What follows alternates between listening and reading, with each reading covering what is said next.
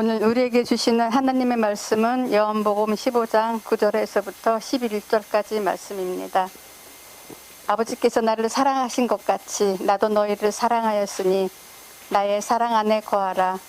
내가 아버지의 계명을 지켜 그의 사랑 안에 거하는 것 같이 너희도 이 계명을 지키면 내 사랑 안에 거하리라.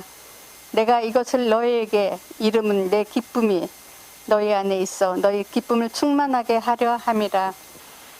우리는 누군가를 알아갈 때 그 사람의 한 부분만을 보고 전부를 알 수는 없습니다. 물론 첫인상이 굉장히 중요하다고는 합니다만 그것만으로 그 사람의 모든 것을 파악할 수는 없는 것과 마찬가지죠.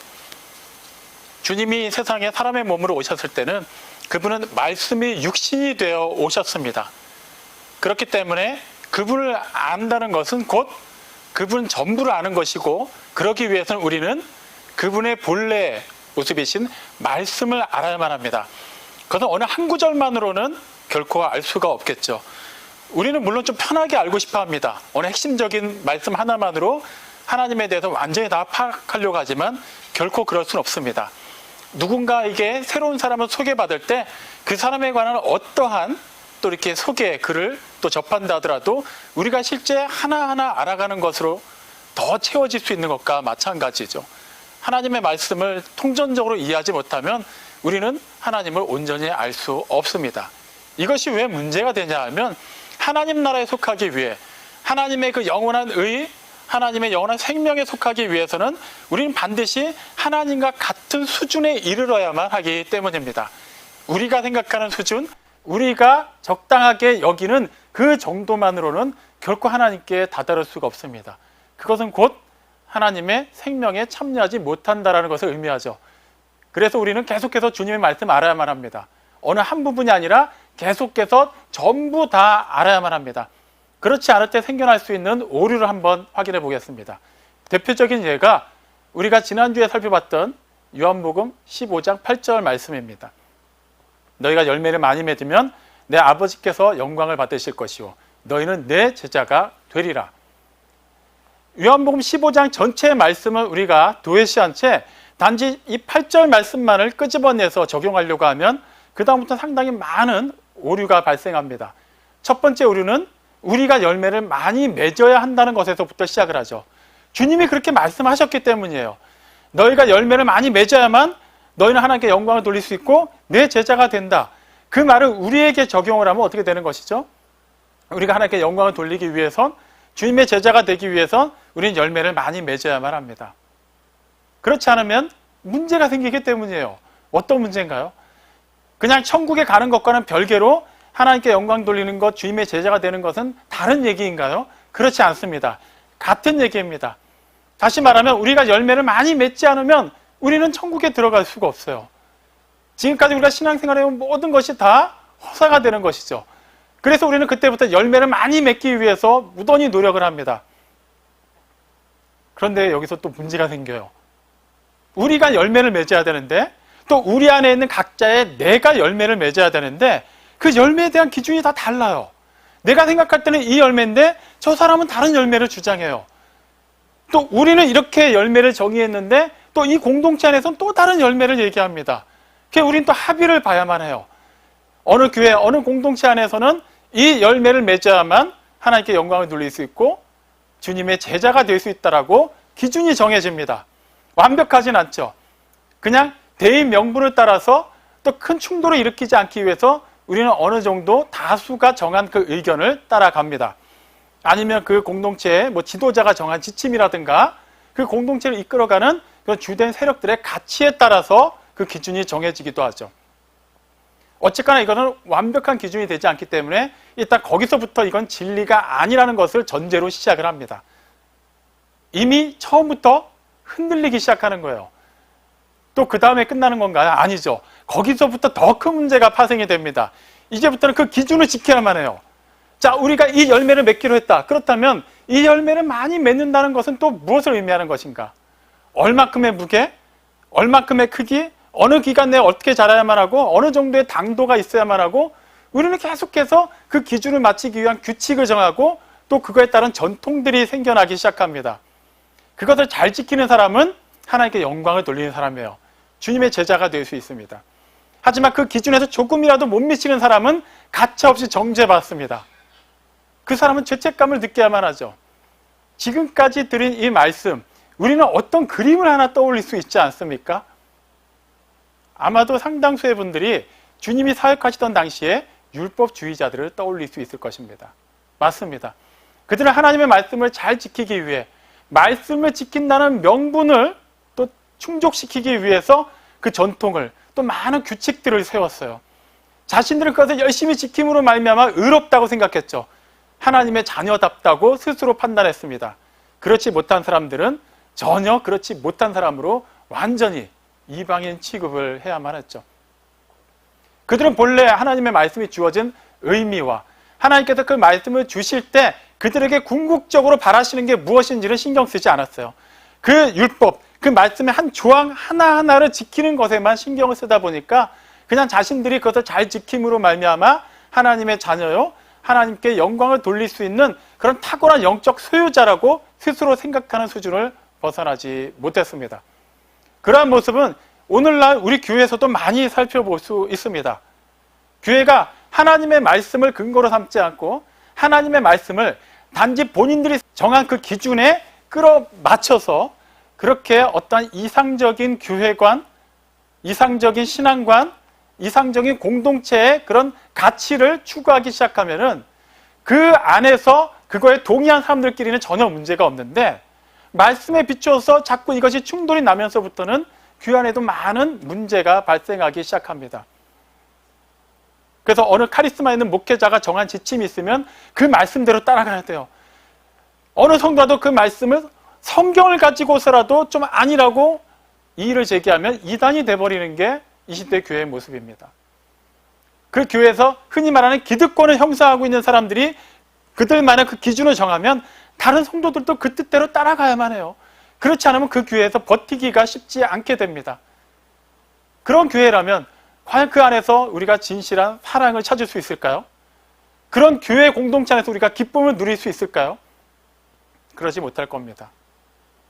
그런데도 불구하고 어차피 우리는 천국에 갈 사람들이니까 천국을 가기 위해선 이 정도는 기꺼이 참아야만 하니까 그냥 그러려니 하고 참아야만 할까요? 답은 전혀 그렇지 않다입니다. 하나님의 말씀을 온전히 알지 못하는 것에서부터 시작했기 때문에 이미 그것은 시도부터가, 의도부터가 다 틀렸기 때문이죠. 무엇부터 틀렸는지 살펴보죠. 주님의 그 말씀을 스스로 열매를 맺겠다고 생각한 것부터가 틀렸습니다. 처음에 말씀드린 것처럼 하나님의 말씀을 통전적으로 이해하지 않고 어느 한 부분만을 떼어놓고 생각하면 그런 오류가 생기게 되는 거예요.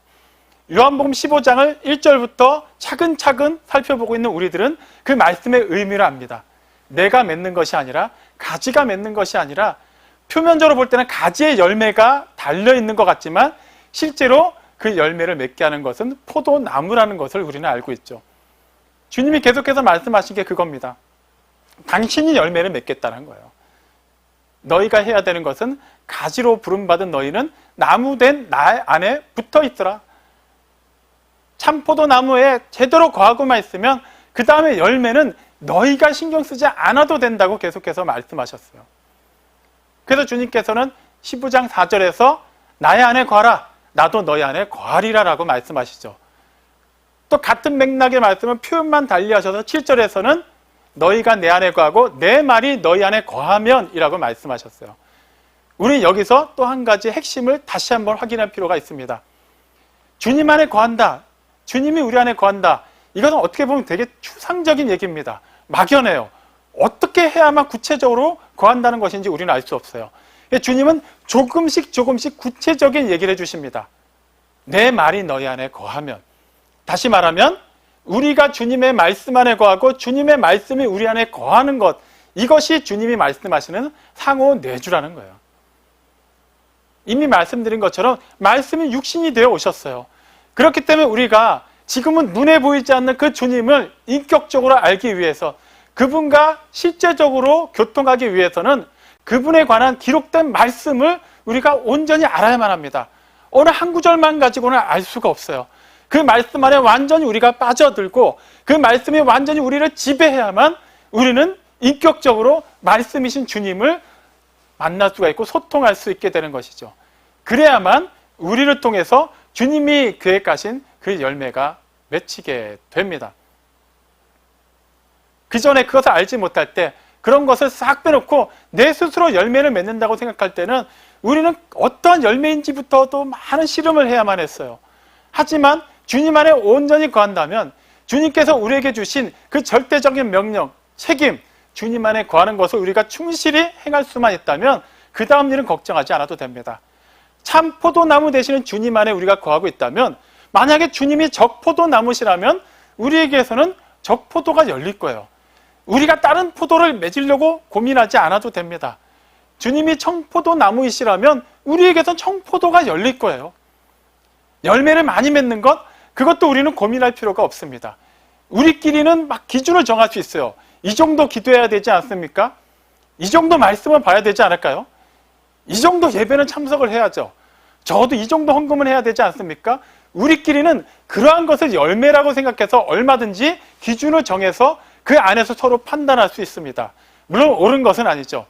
하지만 주님 안에 온전히 거하고 있다면 나이에 따라서, 건강한 정도에 따라서, 재정의 그 상태에 따라서 하나님께서 알아서 또 그 모든 것을 또 합력하여 선을 이루게 하실 겁니다. 우리는 주님 안에 온전히 거하면서 주님께서 주시는 그 감동과 그 은혜, 그 사랑에 그대로 반응만 하면 돼요. 그러면 하나님께서는 가장 선한 일을 우리 각 사람을 통해서 이루어 주실 것이기 때문입니다. 참포도 나무세요. 병약한 나무가 아닙니다. 완전한 나무예요. 그리고 농부가 완전하신 하나님, 창조주 전능하신 하나님 아버지이십니다. 그렇다면 우리가 걱정할 게 뭐가 있을까요? 우리가 그 나무 안에 거하기만 하면은 우리에게서는 최상품의 열매가 맺힐 것이기 때문에 우리는 그 이상의 것을 고민하지 않아도 됩니다. 사실 우리는 이것을 놀라운 은혜요 특권이라고 알아야만 해요. 자꾸 이걸 책임이라고 생각하니까 부담스러운 거예요. 아, 내가 그래도 교회 직분을 맡았는데 지금까지 교회가 어려울 때 내가 뭔가를 좀 해야 되는데 이 교회가 어떤 교회입니까? 이 교회의 주인이 누구이십니까? 이 교회 머리가 누구이십니까? 목사입니까? 장로인가요? 헌금을 많이 하는 사람인가요? 아니에요. 이 교회의 머리는 우리 주 예수 그리스도이십니다. 이 교회를 이끌어 가시는 분, 이 교회를 예정하셨고 이 교회를 지으셨고 이 교회를 통하여서 영광 받으실 분은 하나님이십니다. 그렇기 때문에 우리는 그 부름받은 각 지체의 역할을 감당하면 되는 거예요.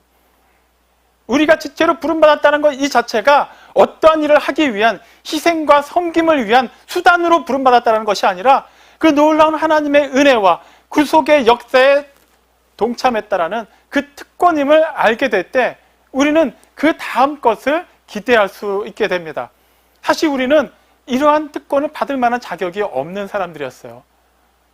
원래 우리는 다 죄로 말미암아 하나님과 분리가 되어 있는 그 죄와 사망의 지배 아래서 하나님과 원수된 관계에 있었습니다. 그런데 어떻게 우리가 하나님의 열매를 맺을 수 있는 그런 가지가 될 수 있었을까요? 우리는 자격이 없어요.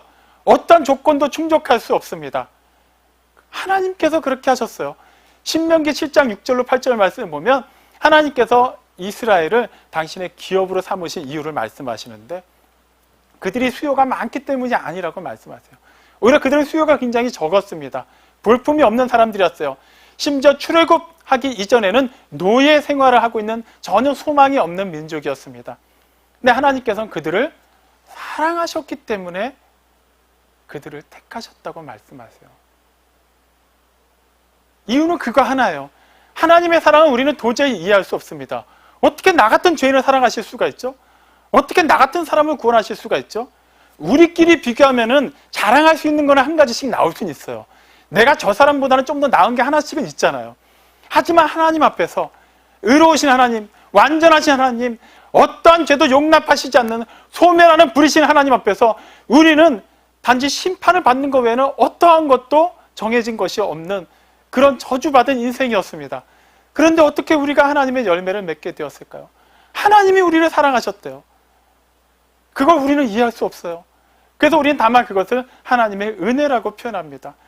사실 이 은혜라는 말이 엄청난 의미를 담고 있지만 우리는 그것을 다 이해하지 못해요.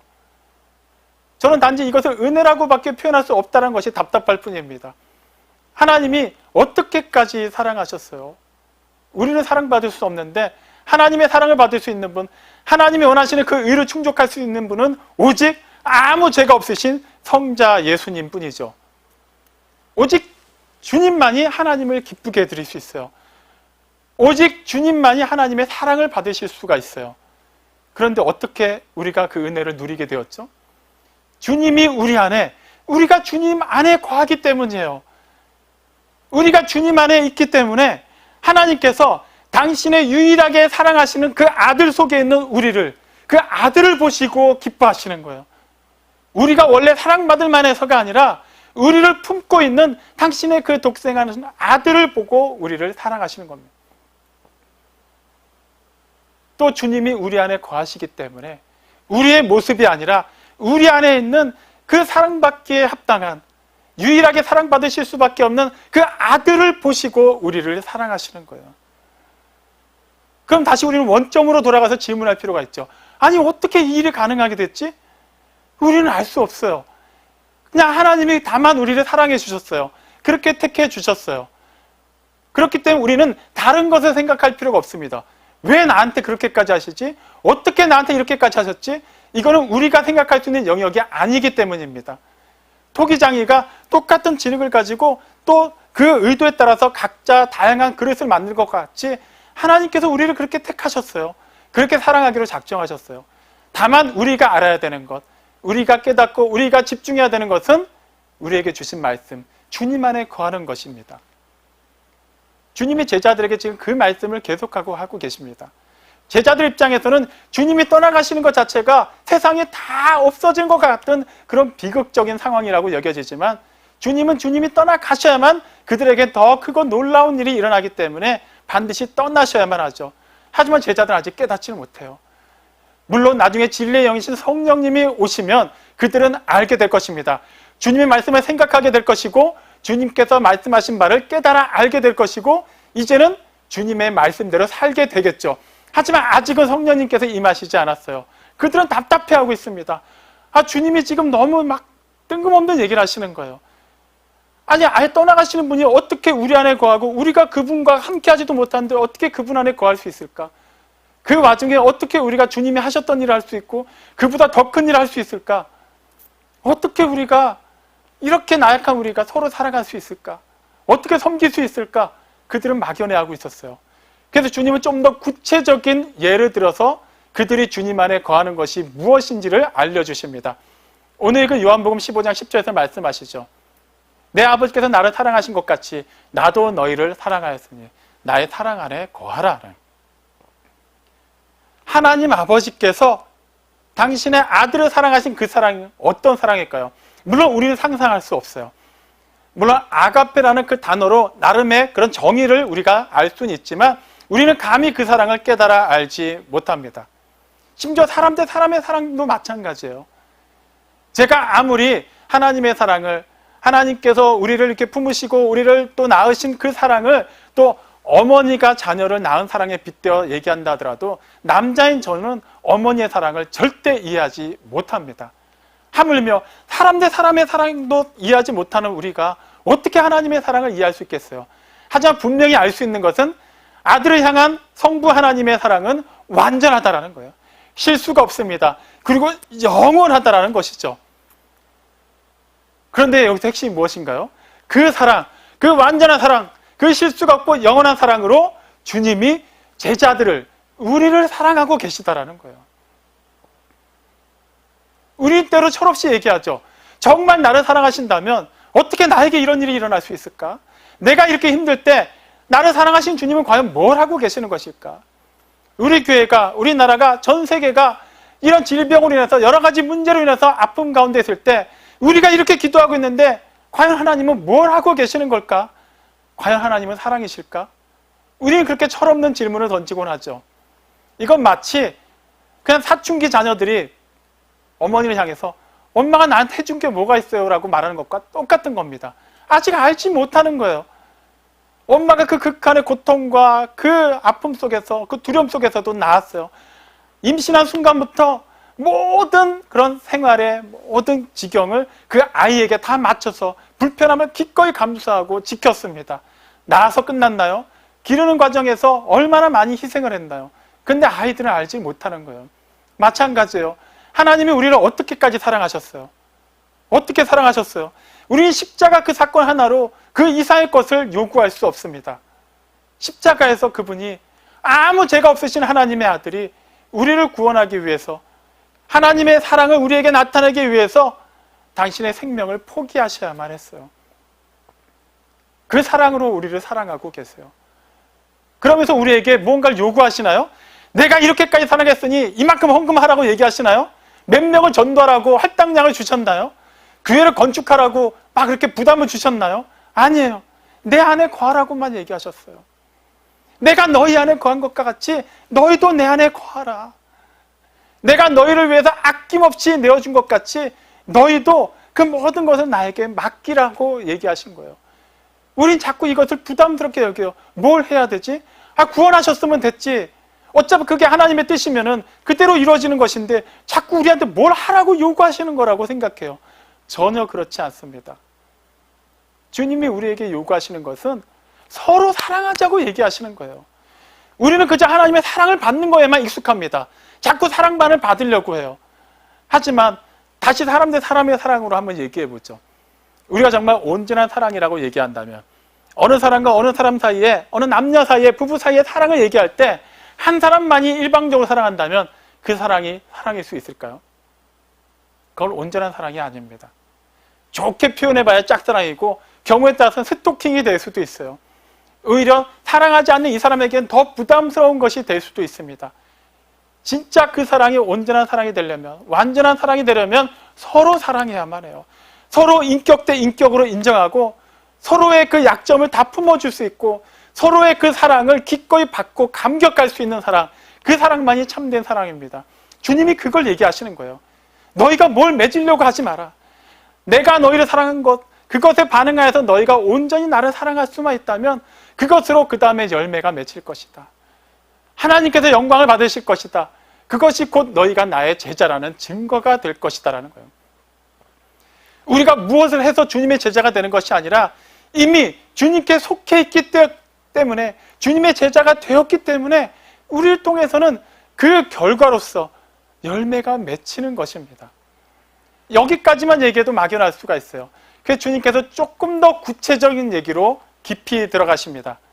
내가 내 아버지의 계명을 지킴으로 그 사랑 안에 거했던 것과 같이 너희도 내 계명을 지킴으로 나의 사랑 안에 거하라고 말씀하세요. 여기서 우리는 계명을 지킨다는 말에서부터 벌써 숨이 막히기 시작해요. 율법주의가 떠오릅니다. 주님께서 이미 모든 것을 이루시고 율법을 완성하셨는데 우리가 굳이 계명을 지킬 필요가 있을까요? 그저 우리는 아멘으로 받아들이고 그냥 그 사랑만을 계속해서 누리면 되는 거 아닐까요? 다시 말씀드립니다. 그것은 사랑을 온전히 깨닫지 못한 사람이에요. 실제로 사랑 안에 거하는 사람이 아닙니다. 철없는 자녀는 그럴 수 있어요. 아직 나이가 어린 자녀는 전적으로 어머니의 사랑과 섬김과 희생을 요구합니다. 그래야만 잘할 수 있기 때문이에요. 하지만 그 아이가 장성한 분량에 이르기까지 자라가면서도 계속해서 기저귀를 갈아달라고 하고 계속해서 젖을 달라고 하고 계속해서 자기가 원하는 일이 있을 때마다 때를 쓰고 울기만 한다면 그 아이가 정말 어머니의 사랑을 알고 그 사랑을 받은 자답게 사랑하는 사람이라고 할 수 있을까요? 전혀 그렇지 않을 거예요. 우리에게 각자가 그 정해진 분량이라는 게 있어요. 그 상황이 다 있습니다. 하나님께서는 그 상황에 맞는 그 사랑을 우리에게 요구하실 뿐이에요. 무엇을 하라는 것이 아니라 그 수준에 살 수 있는 그 진실한 마음을 원하고 계시는 것이죠. 주님께서 어떻게까지 하나님의 사랑에 응답하셨나요? 아들을 향한 하나님의 사랑, 우리는 절대 알 수 없어요. 다만 아까 표현한 것처럼 굳이 몇 가지 예를 든다면 완전하고 실수가 없고 영원하다라고는 표현할 수 있겠죠. 그다음 아들이신 주님께서 어떻게 반응하셨나요? 제자들이 조금 더 알 수 있는 방법으로 반응하셨어요. 그분의 계명을 그대로 따라 사셨어요. 주님이 전하신 말씀, 주님이 행하신 모든 일은 하나님의 뜻에서 결코 벗어나지 않았습니다. 하나님을 사랑하기 때문에 기꺼이 하나님의 뜻을 다 받아들이셨어요. 어떻게 받아들이셨어요? 그 십자가 사건으로 모든 것이 다 정리가 되죠. 아무 죄가 없으신 분, 그냥 하늘 영광 그대로 다 누리실 수 있는 그 성자 하나님께서 뭐가 아쉬워서 사람의 몸을 입고 이 죄악 가득한 세상에 오셔야만 했나요? 세상을 향한 하나님의 사랑을 나타내기 위해서요. 하나님은 공의 하나님이시기 때문에 죄를 반드시 심판하셔야만 하지만 또한 그분은 사랑의 하나님이시기 때문에 그 죄인을 사랑하셔야, 구원하셔야만 합니다. 근데 이 두 가지는 동시에 일어날 수가 없어요. 왜 그렇죠? 죄의 삭은 사망이기 때문이에요. 반드시 죄값이 치러져야만 하는데 그 죄값을 우리가 치르면 우리가 죄인이기 때문에 우리는 그냥 끝나는 거예요. 멸망하고 끝나는 거예요. 그 죄 때문에. 그러면 하나님의 사랑으로 회복될 수가 없어요. 그래서 하나님께서 어떤 일을 하셨나요? 아무 죄가 없으신 당신의 아들을 이 죄 가운데 사람의 몸으로 보내셔서 우리가 받아야 되는 하나님의 진노를 다 그 아들에게 쏟으셨어요. 하나님이 우리를 사랑하신 그 사랑을 아들을 통해 나타내셨는데 그 아들은 하나님의 그 사랑에 당신이 모든 것을 포기하고 내려오셔서 당신의 생명을 다 내어주시는 것으로 나타내셨습니다. 그것을 주님은 내가 그렇게 아버지의 사랑 안에 거하였다라고 표현하고 계시죠. 우리에게도 그걸 얘기하고 계시는 거예요. 모든 것을 내어주신, 우리에게 주신 그 말씀대로 우리가 그 말씀 안에 온전히 거하고 있다면 반드시 그 일은 이루어지게 된다라는 거예요. 우리가 무엇을 하는 것이 아니라 주님이 그것을 반드시 하실 것이기 때문이죠. 여기까지만 되면 우리는 여전히 부담을 가질 수 있어요. 아, 우리는 그저 수단에 불과한 것인가? 그냥 계명을 지키고 그 계명을 지키지 않으면 가지에서 완전히, 그러니까 나무에서 벗어나서 그냥 심판을 받는 것이기 때문에 우리는 어쨌거나 천국 가기 위해서 결과적으로는 율법주의자로 돌아가야만 하는 것인가? 전혀 그렇지 않아요. 12절에 주님이 말씀하시죠. 내가 너희에게 이 모든 것을 이룬 이유가 있다라고 얘기하세요. 이것은 너희에게 어떤 부담을 주기 위해, 너희로 하여금 율법주의로 다시 돌아가게 하기 위해, 너희가 뭔가를 열심히 지켜서 내 제자라는 것을 증명하게 하기 위해서가 아니다. 나의 기쁨이 너희 안에 있어 너희로 하여금 그 기쁨이 충만하게 하기 위함이다라고 말씀하세요. 여기서 우리는 왜 주님이 나의 안에 거하라, 내 말 안에 거하라, 내 말이 너희 안에 거하고 너희가 내 안에 거하면 너희는 모든 것을 원하는 대로 구할 수 있고 다 이루어질 것이라고 말씀하신 이유를 알게 됩니다. 주님께서는 당신의 그 기쁨을, 그 신적인 기쁨을 우리로 하여금 누리게 하기 위해 우리가 세상에서 구할 수 있는 그런 일회적이고 영원하지 못한 그러한 기쁨에 연연하지 않고 영원한 그 신적인 기쁨을 누리게 하기 위해서, 그 생명으로 말미암아 우리의 영원히 새롭게 거듭나게 하기 위해서 당신 안에 거하라고 말씀하신 거예요. 히브리서 12장 2절은 분명히 말하죠. 믿음의 주에 온전케 하시는 이니 예수를 바라보라고 얘기해요. 뭘 바라보라는 거예요? 단지 그분이 십자가에 달리신 것만을 바라보라는 건가요? 아니에요.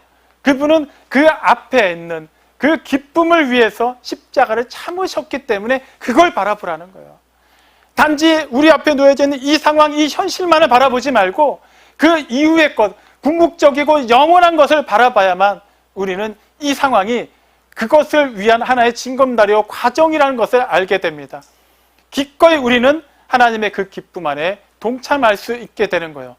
당장 이게 기쁨이 아닐 수 있어요. 우리에게는 굉장히 무거운 짐이 될 수도 있습니다. 하지만 주님은 분명히 얘기하셨어요. 너희가 내 안에, 내 말이 너희 안에 거하면 무엇이든지 원하는 대로 구하라. 그 특권을 우리는 받았습니다. 분명히 이뤄주신다고 약속하셨어요.